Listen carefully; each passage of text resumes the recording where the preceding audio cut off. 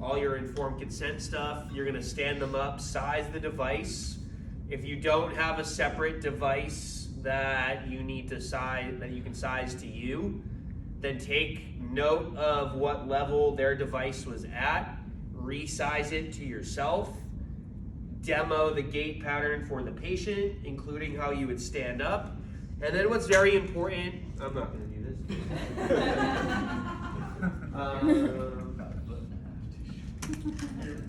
This one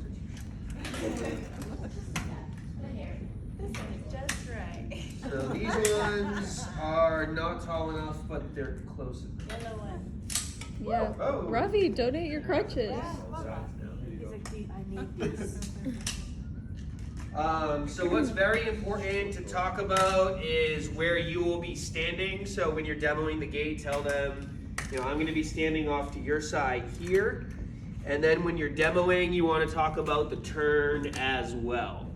So when we get here, we're going to want to turn towards, in this case, actually just in general, you will turn towards the unaffected side.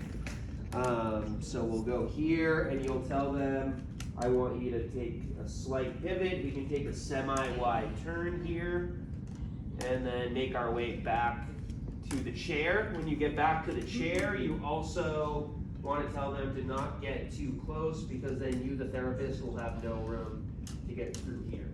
So you would want to explain coming back, giving yourself room to come through, and then maybe taking a slight step back. If you're doing like a, let's go with a 4-point gait pattern, or a 2-point gait pattern, I guess. You would explain, we're gonna get here, and when we start to turn, I want you to take a slight turn with each step. Turn, make your way back, same thing. So talking about the turn is very important, especially when we get to stairs. That's also going to be even more important, is talking about the turn. So get in the good habit of doing that now. Anything I'm leaving out, Dr. Salazar?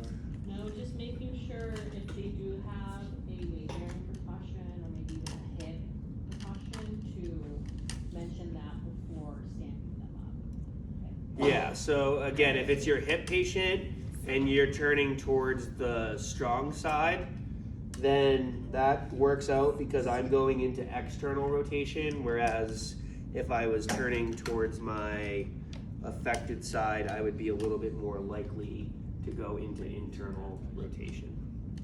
Make sense? Generally, we will be guarding the affected side. However, if the patient is non-weight bearing, guard the strong side. Because if this leg goes, then you kind of you're not necessarily guarding the leg while you're walking, but they're more likely going to be leaning towards this side. And where you're turning towards the strong side, you just want to be there on the side that they're bearing the weight. I'm not necessarily as concerned with them going the opposite direction. You could make an argument to go on either side, but we're going to go with guarding the strong side if they are non-weight bearing.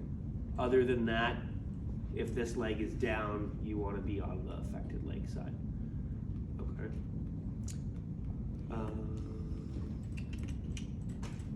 All right, let's go ahead and I need some actual volunteers this time. I don't want to pick people.